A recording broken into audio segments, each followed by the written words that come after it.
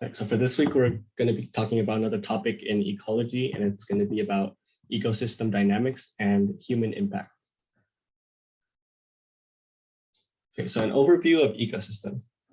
An ecosystem basically consists of all of the organisms that are living in a community, as well as any abiotic factors with which all of the organisms interact. And they can range anywhere from a microcosm, such as an aquarium, to even large areas like lakes and forests. Regardless of an ecosystem size, though, its dynamics involve around two main processes, those being energy flow and chemical cycling. So the diagram here just kind of shows a brief outline of how energy flow occurs. And there are different types of organisms, with autotrophs being the ones who build organic molecules themselves using photosynthesis or chemosynthesis as an energy source. And then there are heterotrophs, which depend on the biosynthetic output of other organisms, which are generally autotrophs. And in any given environment, energy and nutrients pass from primary producers, which are normally autotrophs, and then to primary consumers, to secondary consumers, and finally to tertiary consumers. And this is depicted in the pyramid shown. And we also have each level of the pyramid being called a trophic level. So each of the four levels you can see in this picture, we just call them trophic levels. And finally, we have decomposers, which are consumers that derive their energy from non-living organic matter. And examples of decomposers are earthworms and woodlice.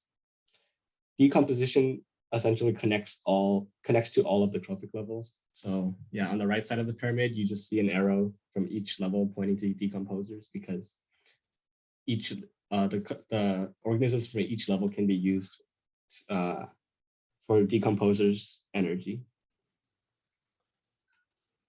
Okay. So now we have gross and net primary production. So the total primary production is known as an ecosystem's gross primary production, or GPP. And the net primary production is denoted as NPP. And it's basically, you just get it from subtracting the energy used by primary producers for respiration, and you subtract that from the GPP. So yeah, so we just have the little equation over here. And the reason you do this is because whenever an organism gets energy and then they produce, like, let's say this flower produces glucose using photosynthesis, the total amount of production that you get is the GPP, but then the organisms uses some of the energy, some of the glucose itself, to supply energy to drive like its own cellular processes. And then only the remaining amount of production can be used for like consumers, or can be passed on to consumers. So only the net primary production is made available to consumers on each successive trophic level. And generally speaking, tropical rainforests, estuaries, and coral reefs are among the most productive ecosystems per unit area. On the other hand, marine ecosystems are relatively unproductive per unit area, but they still make significant contributions to the global net primary production because of their sheer volume, like the ocean, because our oceans, they occupy a large percentage of the overall surface. Okay. Okay, more than light, nutrients do limit primary production in geographic regions, especially the ocean or like aquatic environments. And a limiting nutrient is the element that basically must be added for production to increase in a given area. Typically, we have nitrogen and phosphorus as like the examples of limiting nutrients, and they most often limit marine production.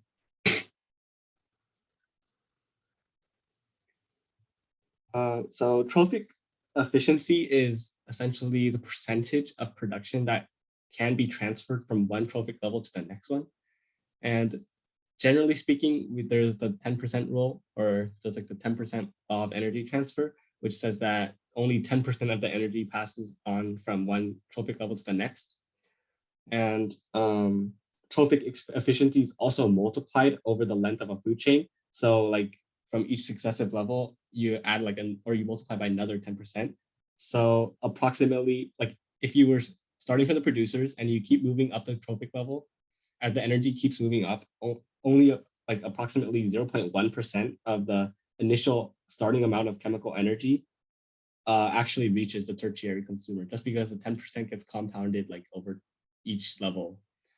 So like as we can see here, we have a pyramid of net production, which basically just represents all of the loss of energy with each transfer in a food chain. So that's why like a pyramid represents this pretty well, because it gets more narrow as you reach the top. All right, well, the water cycle. Okay. So water and carbon-based organic molecules are essential to all organisms, which is why the water cycle and carbon cycle both play extremely important roles in for all organisms. 97% of the biosphere's water is generally contained in the oceans, 2% is in glaciers and polar ice caps, and 1% is in like most of the fresh water, so lakes, rivers, and groundwater. And through the cycle, water moves through multiple processes, which I'm sure you guys have learned. So there's evaporation, transpiration, condensation, precipitation, and then there's movement through surface and groundwater. Carbon cycle. So carbon reservoirs do include fossil fuels, soil, sediments, and solutes in oceans, as well as plant and animal biomass, and finally in the atmosphere. And carbon dioxide is taken up and released through photosynthesis and respiration. And additionally, there are volcanoes, as well as the burning of fossil fuels that in turn contribute CO2 to the atmosphere. So it's like the whole cycle.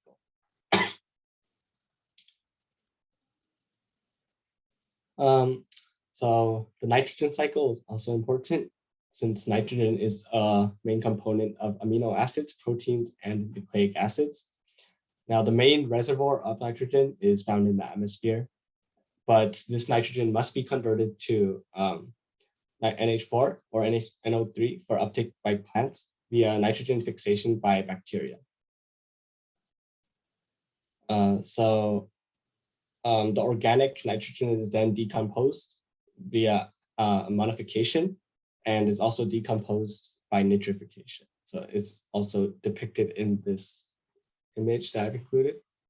And finally, we have denitrification, which converts it back into the atmosphere.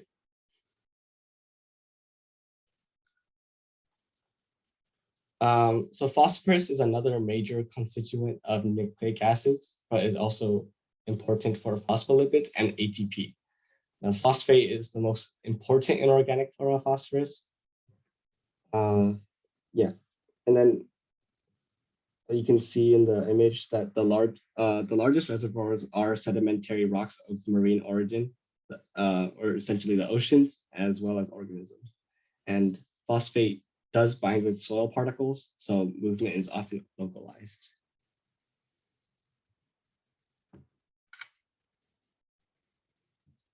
Okay, decomposition and nutrient cycling rates. So as I mentioned earlier, decomposers play an important role, not only in like transferring energy, but they also play a key role in the general pattern of chemical cycling. So the rates at which nutrients cycle in different ecosystems do vary greatly, mostly due to a result of like having different rates of decomposition. And this rate is basically controlled by the temperature, moisture, and nutrient availability of the given ecosystem or environment. So rapid decomposition results in relatively low levels of nutrients in the soil because the decomposers take up all the energy that is available.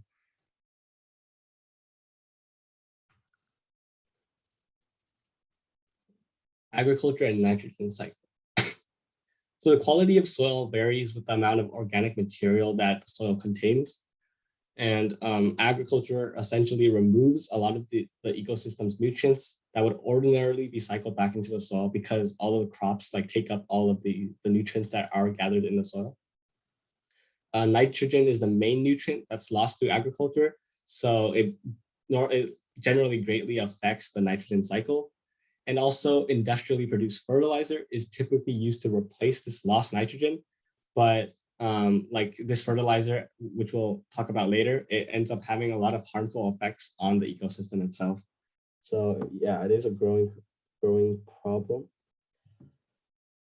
Okay, so contamination of aquatic ecosystem. So the critical load for a nutrient is essentially the amount that plants can absorb without damaging the ecosystem.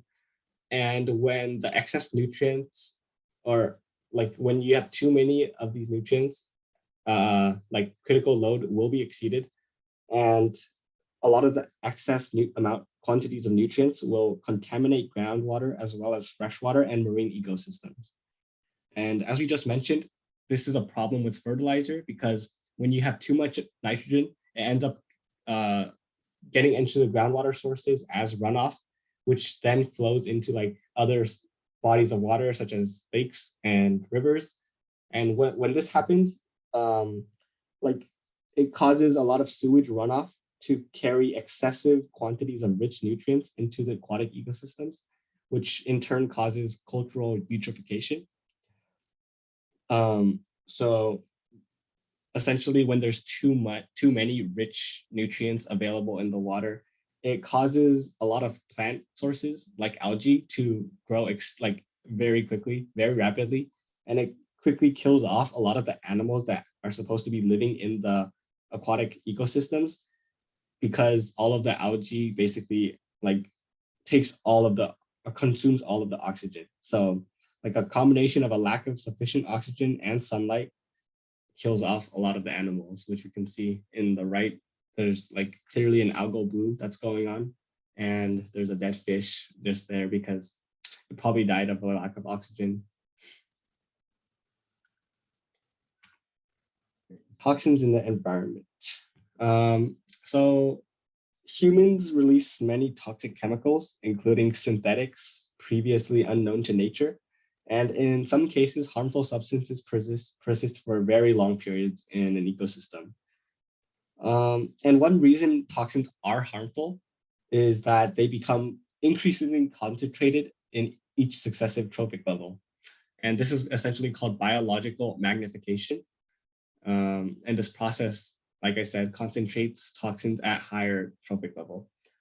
PCBs and many pesticides, such as DDT, are subject to this process of biological magnification in ecosystems. So like in this image, it kind of portrays what I'm saying. So at first, like in the body of water we have, let's say there's 2 parts per million of this specific toxin. And then in plankton, the next highest trophic level, it gets slightly more concentrated at 5 parts per million. And then in fish, which in turn digest or consume these plankton, all of these toxins will gather in the fish at 200 ppm, and then finally the bird that consumes the fish, it will be the most concentrated of them all, because it's like the volume of the organism itself is like more or less the same, but it consumes a lot of the same, a large quantity of whatever occupies the lower trophic level.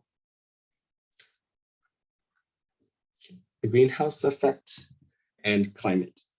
Okay, so carbon dioxide, water vapor, and other greenhouse gases in the atmosphere, they tend to reflect infrared radiation from the sun, or bouncing off of the earth. They reflect it back towards the earth. Like a lot of the infrared radiation is unable to escape the atmosphere, and this is what we refer to as the greenhouse effect.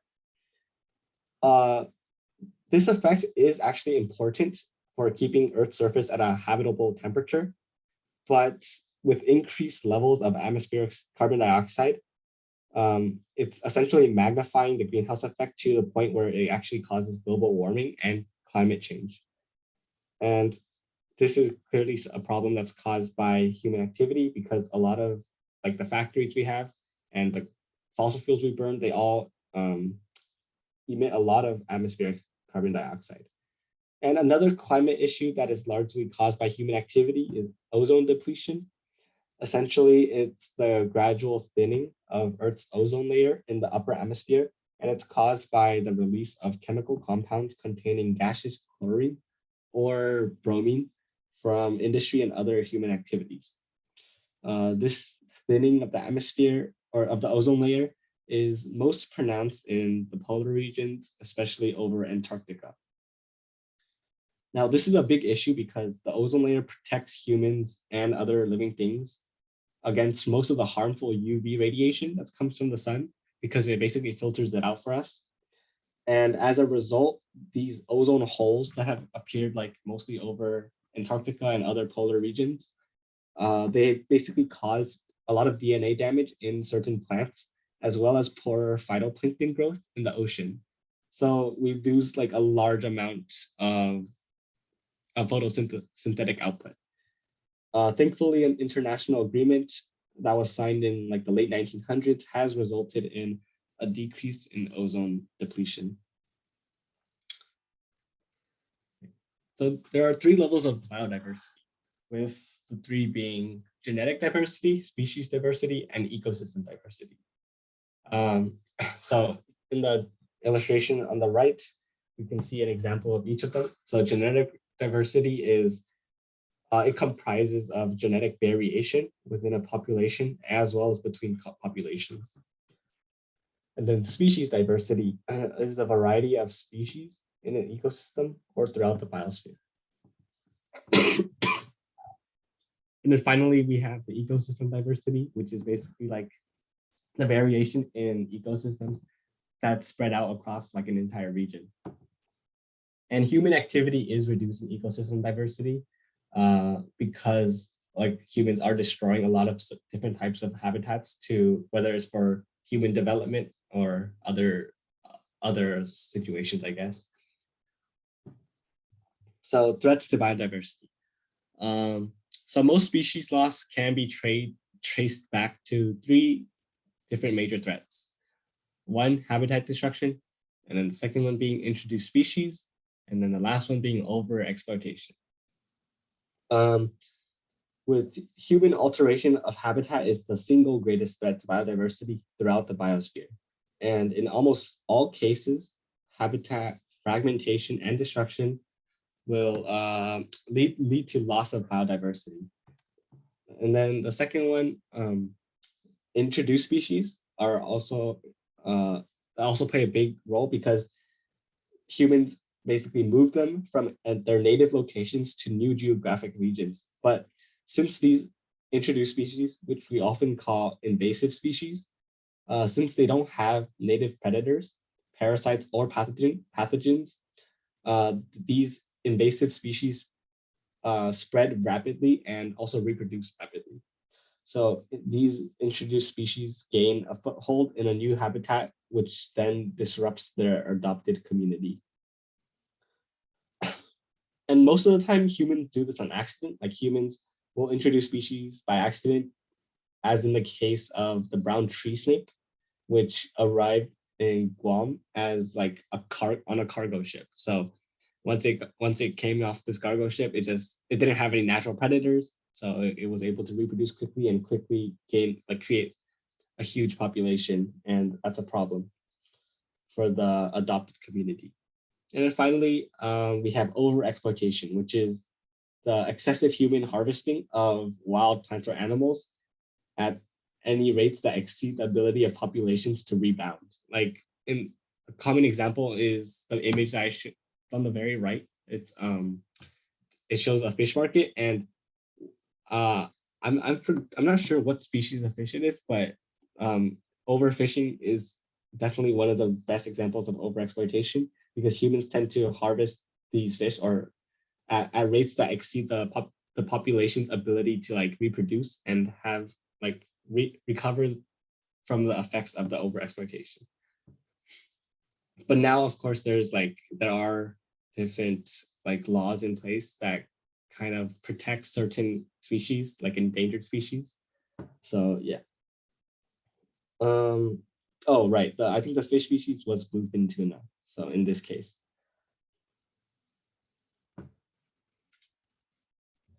Population conservation. So biologists focusing on conservation at the population and species level follow 2 main approaches. with one being the small population approach and one being the declining population approach. Now, the small population approach studies processes that can make small populations become extinct.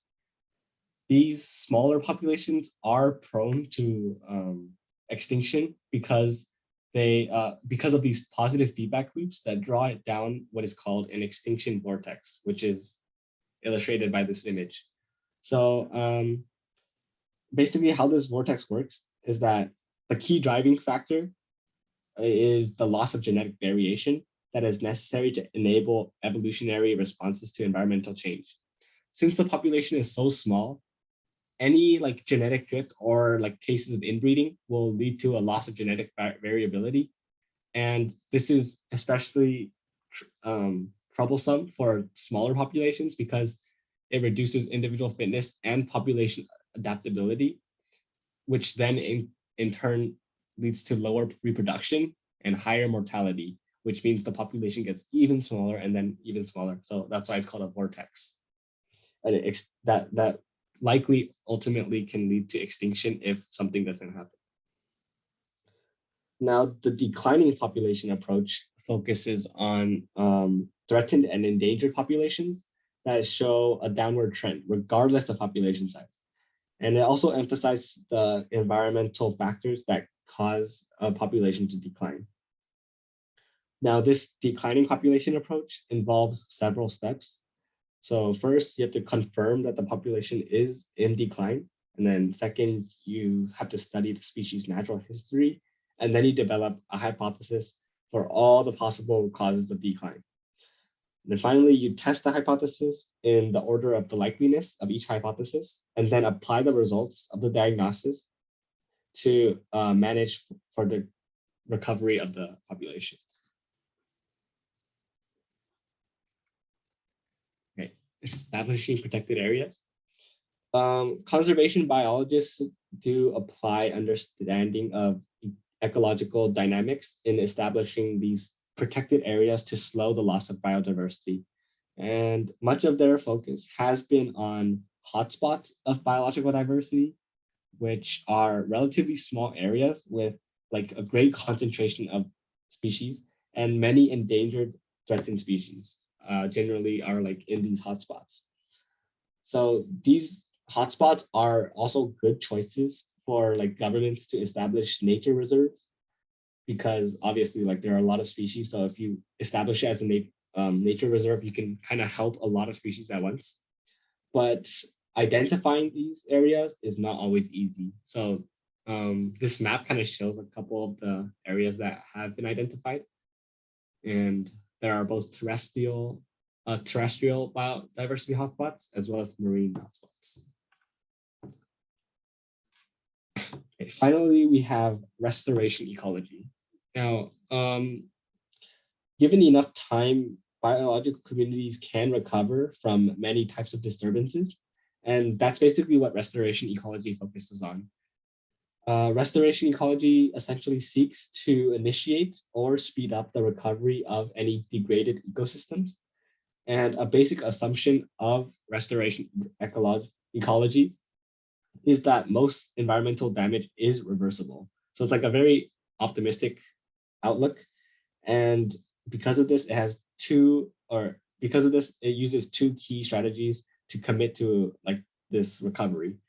So with one strategy being bioremediation and the second one being augmentation of ecosystem processes. Bioremediation is the use of living organisms to basically detoxify an ecosystem that has been degraded. These organisms most often used are prokaryotes, fungi, and plants. And these organisms take up and sometimes metabolize a lot of toxic molecules that have gathered in this ecosystem. And the second strategy is biological augmentation, which uses organisms to add essential materials to a degraded ecosystem. So an example would be nitrogen-fixing plants, which can increase the available nitrogen in the soil. And also the newness and complexity of restoration ecology requires that ecologists consider alternative solutions and adjust approaches based on experience and based on each given situation. So this image below basically shows a gravel and clay mine site before and after restoration processes. So yeah, with the right processes, it will change in a fairly quick amount of time, like relative to like how long it would have stayed as the original ecosystem had nothing been changed. So yeah, I think that's the last slide. So thank you for coming. But we don't have a Kahoot ready for this week. So yeah, if you want to leave, then feel free to do so.